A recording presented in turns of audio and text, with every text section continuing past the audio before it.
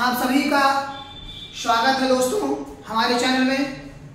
जैसा कि पिछले के क्लास में हम लोगों ने प्राचीन भारतीय इतिहास के बारे में चर्चा किया था और वहां तक के सभी एग्जाम्स में, यहाँ तक कि IAS, PCS या वनडे एग्जाम्स के किसी भी स्तर की बात करते हैं, चाहे वो SSC हुआ, बैंक हुआ, रेलवे हुआ, TGT, PGT, उन सब के अंतर्गत जितने भी क्वेश्चन आ सकते थे उन सभी क्वेश्चन के बारे में हम लोगों ने पूरी तरह से पढ़ा। यानी कि प्राचीन भारत में कश्मीर के इतिहास को हम लोगों ने समाप्त कर दिया था। अब हम लोग हिस्ट्री की क्लास में आगे की तरफ चलते हैं और आज से हम लोग जिस क्लास को पढ़ेंगे उसमें हम मध्यकालीन भारतीय इतिहास को पढ़ेंगे। मध्यकालीन भारतीय इतिहास, ठीक है।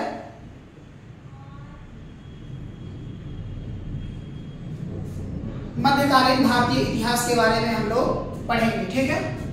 तो हम इनमें क्या देखते हैं कि पहले हम कहीं भी अगर जानकारी प्राप्त करने के लिए आगे होते हैं तो सबसे पहले हम उनके ऐतिहासिक स्रोतों के बारे में जानते हैं, ठीक है।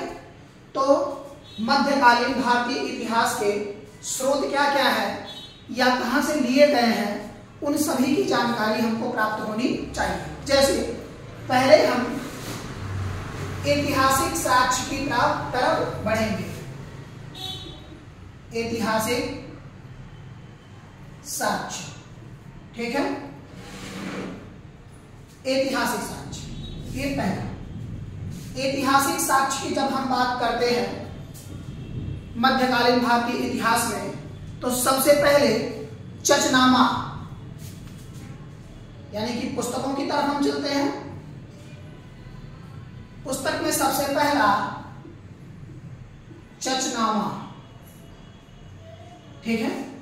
चचनामा एक ऐसी पुस्तक है, अली अहमद की लिखी हुई यह पुस्तक जो कि अरबों के आक्रमण तथा सिंधु विजय की जानकारी को प्रदान करता है, ठीक है। तो अली अहमद जो है इसके लेखक हैं, अली अहमद इसके लेखक हैं, ठीक है। और यह पुस्तक जो हमें जानकारी प्रदान करता है वह है अरबों का आक्रमण तथा सिंधु विजय की जानकारी। यानी कि हम कह सकते हैं कि अरबों का आक्रमण, ठीक है, और सिंधु विजय की जानकारी। सिंधु विजय की जानकारी, ठीक है, ये हम कह सकते हैं। अब आगे हम चलते हैं। आगे दूसरी जो पुस्तक है उसका नाम है किताबुल हिंद, ठीक है। ये पहली पुस्तक थी, ये दूसरी किताब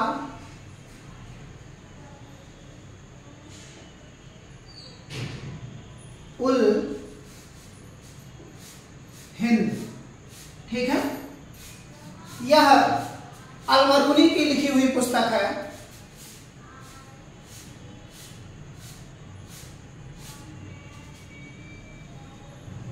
यह अल-बरूनी की लिखी हुई पुस्तक है जिससे हमें मध्यकालीन भारतीय इतिहास के बारे में जानकारियां पूर्ण रूप से प्राप्त होती है।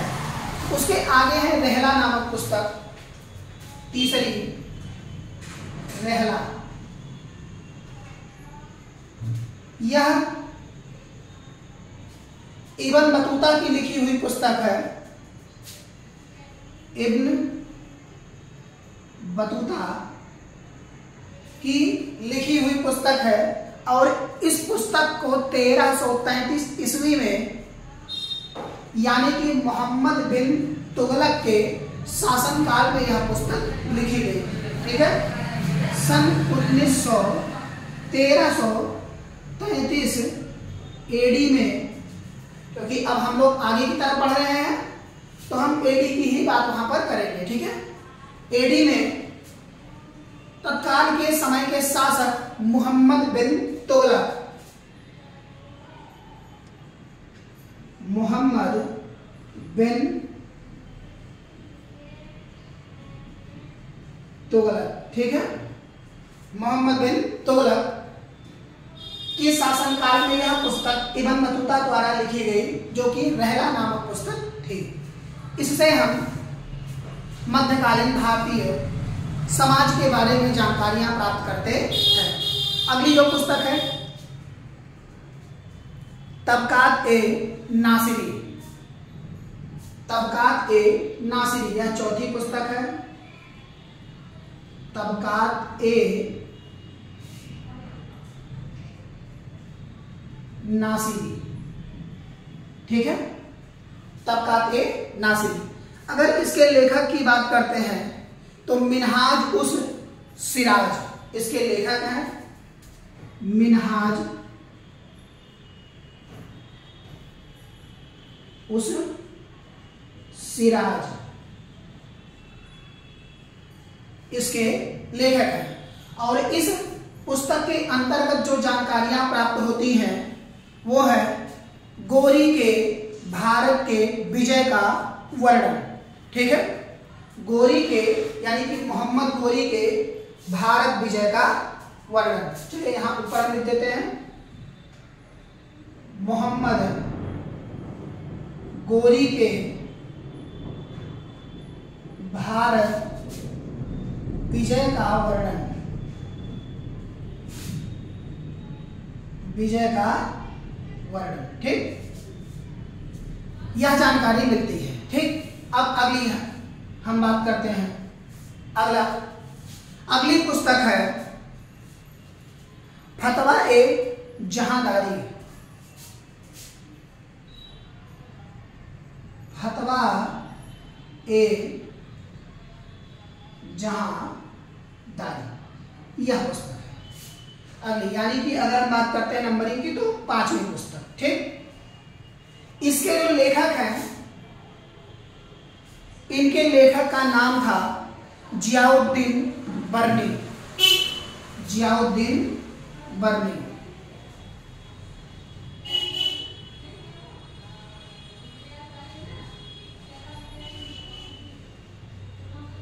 जियाउद्दीन बर्नी, ठीक, जियाउद्दीन बर्नी इसके लेखक थे। उसके बाद शाहनामा, जो कि फिरदौस की लिखी हुई पुस्तक है, ये 6वीं है। शाहनामा, इसके लेखक हैं फिरदौस, फिरदौस इसके लेखक हैं।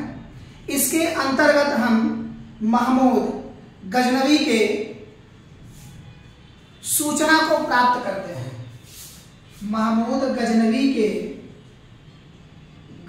के या गजनवी की सूचना हमें मध्यकालीन में प्राप्त होती है, मध्यकालीन में प्राप्त होती है।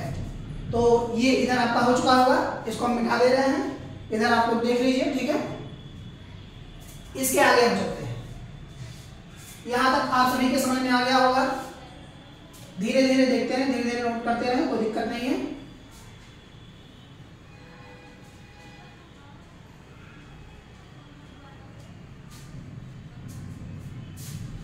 अगला है किताबुल यामिनी,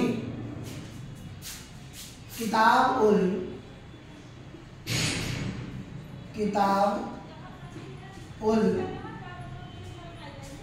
यामिनी, किताबुल यामिनी। इसके जो लेखक हैं उनका नाम है उतवी, ठीक है। इसके बाद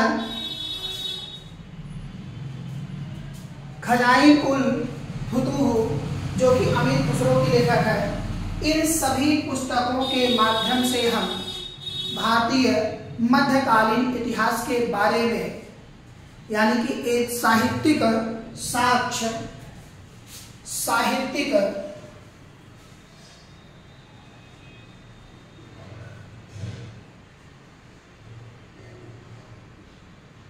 साहित्यिक साक्ष्य प्राप्त करते हैं। ठीक है, अब आगे की तरफ हम लोग चलते हैं। अगला है विदेशी यात्रियों का विवरण। ठीक है, ये समझ में आ गया होगा। चलिए अब इसके आगे चलते हैं हम लोग।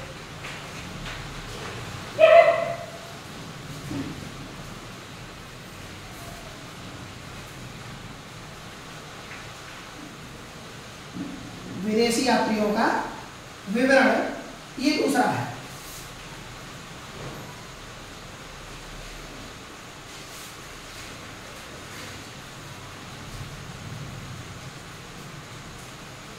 दूसरा है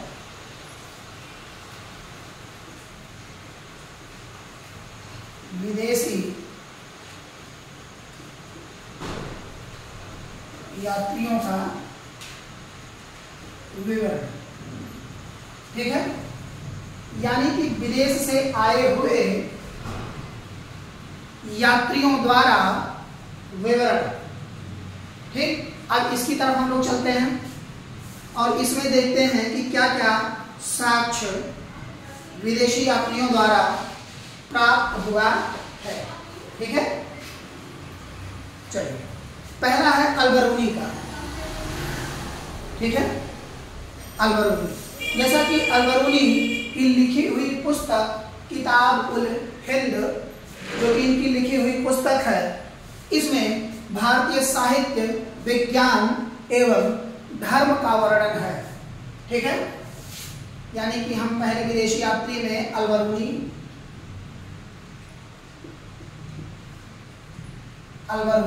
ठीक है,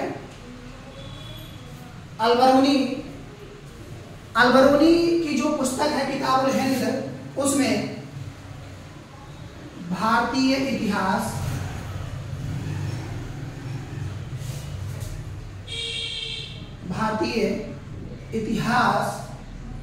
तथा साहित्य,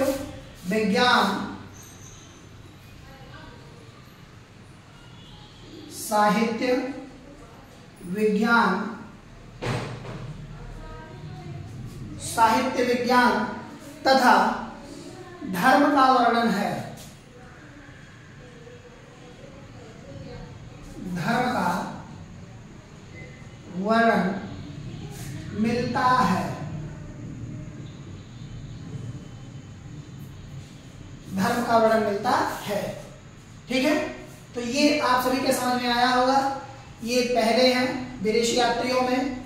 दूसरे जो आपके हैं वह है इब्न बतूता, जो कि मोरक्को का रहने वाला था। यार इब्न बतूता की लिखी हुई पुस्तक रहला। ठीक है, जो अभी साहित्यिक स्रोत में हम लोगों ने बात किया, उसके ऊपर रहला नामक पुस्तक इब्न बतूता ने लिखा है। ठीक है, दूसरे हैं इब्न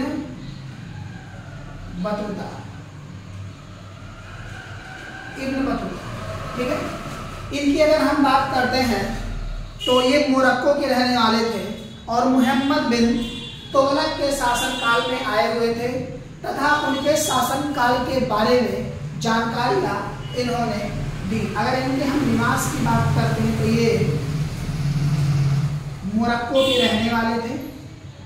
ठीक है, देशीय निवासी, और मोहम्मद बिन तुगलक के शासनकाल में आए थे, यानी कि तुगलक के शासनकाल में इनका आगमन भारत में हुआ था। ठीक, बाकी इसके आगे हम चलते हैं। इसके आगे हैं मार्को पोलो तीसरा।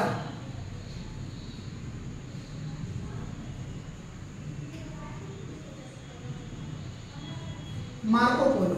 ठीक, मार्को पोलो ये वेनिस के रहने वाले थे और यह पांड्य राजा के शासनकाल में भारत की यात्रा इन्होंने किया। ठीक है, ये कहां के रहने वाले थे? वेनिस के रहने वाले थे, वेनिस। और यह पांड्य राजा के शासनकाल में भारत के यात्रा पर ये आए। ठीक है, अब चलते हैं हम लोग आगे की तरफ। अगले हैं अब्दुल रज्जाक। ठीक है, अगले जो है उनका नाम है अब्दुल रज्जाक।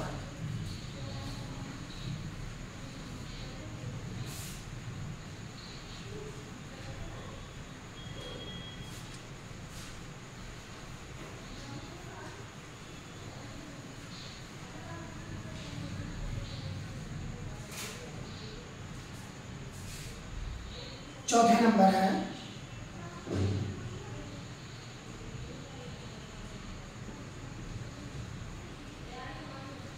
अब्दुल रज्जाक। ठीक है, ये अस्थायी निवासी जो है ईरान के रहने वाले थे। ठीक है, ईरान के रहने वाले थे। देवराय द्वितीय के शासनकाल में, यानी कि कृष्णदेव राय, अब यहां हम बात कर रहे हैं कहां, प्राचीन भारतीय इतिहास के कुछ कालखंड के बारे में। ठीक है, कृष्णदेवराय द्वितीय यानी कि देवराय द्वितीय, देवराय द्वितीय, इनके शासनकाल में यह भारत में आए और इनके शासनकाल की पूरी पद्धतियों के बारे में इन्होंने जानकारी प्रदान किया। ठीक है, डोमिंगो पायस, अगले जो है वह है डोमिंगो पायस, डोमिंगो पायस। ठीक है, ये इटली के रहने वाले थे। यह जो है इटली के रहने वाले थे और कृष्णदेव राय के शासन काल में यह भारत में आए। ठीक है, कृष्णदेव राय के शासन काल में यह भारत आए। अब इसके बाद हम पुरातात्विक साक्ष्य की तरफ चलते हैं। ठीक है, पुरातात्विक साक्ष्य यानी कि जो धरोहर के रूप में मध्यकालीन भारत में बनाए गए अनेक शासकों के द्वारा, वह शासकों ने किन किन इमारतों को बनाया या किस तरह से बनाया, उनके बारे में अब हम पुरातात्विक साक्ष्य के रूप में जानेंगे। ठीक है, यहां तक आप सभी के समझ में आ गया, यानी कि विदेशी यात्रियों का विवरण तथा साहित्यिक स्रोत में हम लोगों ने पढ़ा। अब हम लोग पढ़ेंगे जो है पुरातात्विक साक्ष्य। ठीक है, इसको हम मिटाते हैं, इसके आगे हम लोग चलते हैं। आगे चलेंगे पुरातात्विक साक्ष्य की तरफ। ठीक, इसके आगे हम लोग चल रहे हैं तीसरा, पुरातात्विक साक्ष्य।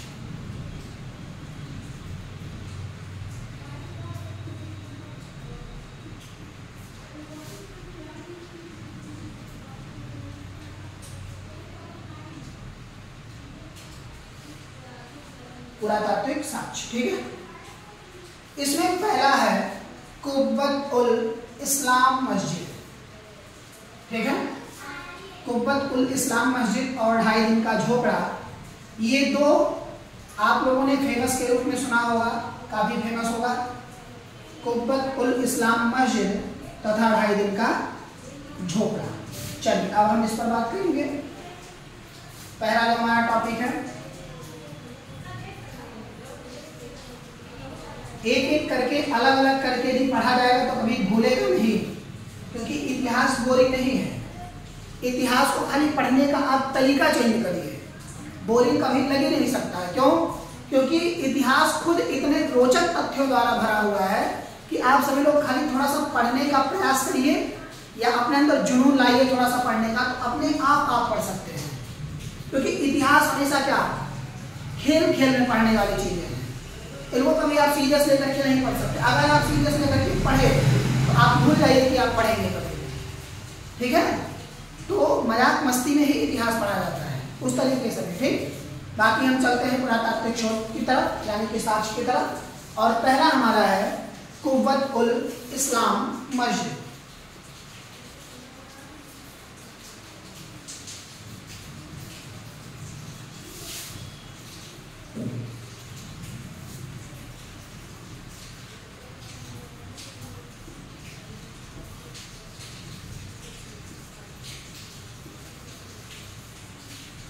कुब्बतुल इस्लाम मस्जिद। ठीक है, यह जो मस्जिद है दिल्ली में स्थित है।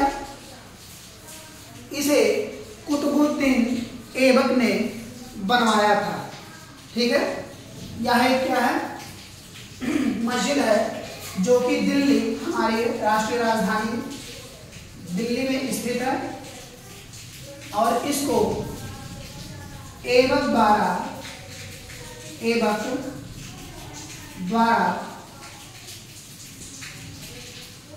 बनवाया गया था।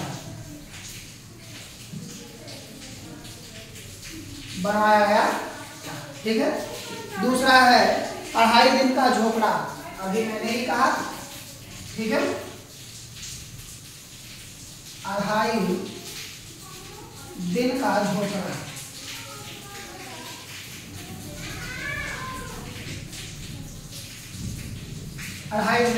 झोपड़ा। यह अजमेर शरीफ में स्थित है, यानी कि अजमेर में यह स्थित है। ठीक है, और इसे कुतुबुद्दीन ऐबक ने ही बनवाया था, यानी कि ऐबक द्वारा ही यह भी बनवाया गया।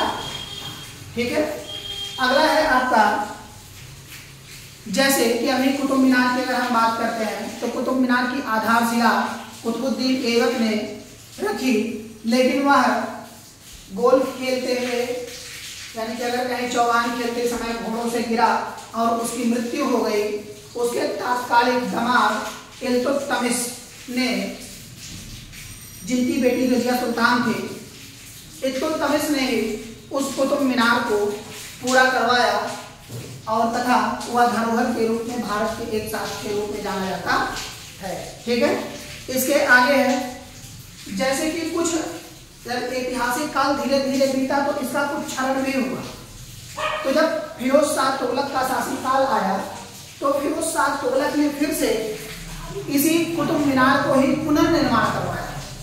अपने राजकोष से धन लेकर के जो थोड़ा बहुत क्षरण हुआ था, उसी क्षरण का पुनर्निर्माण फिरोज शाह तुगलक ने किया। ठीक है, अगला है अलाई दरवाजा।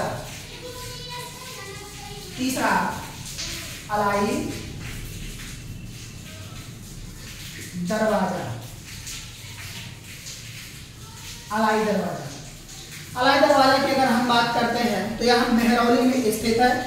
अलाउद्दीन खिलजी का बनवाया हुआ है मेहरौली। ठीक है, और यह अलाउद्दीन